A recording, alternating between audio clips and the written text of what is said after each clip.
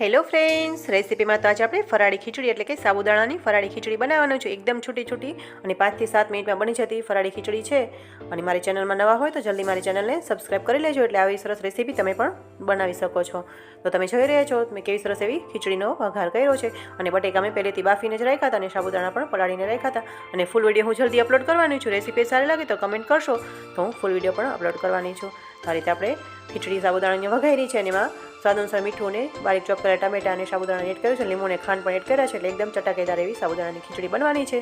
અને તમે જોઈ રહ્યા છો જે સિંગદાણા મેં ક્રશ કરીને રાખ્યા હતા એ પણ આપણે લાસ્ટમાં એડ કરી દેવાના છે. અને બધું એકદમ મિક્સ કરવાનું છે. અને એકદમ છૂટી એવી ખીચડી બનીને તૈયાર થઈ છે. કેટલી સરસ લાગે છે. આપણે કોથમરી ધાણા ભાજીથી ગાર્નિશ કરવાનું છે.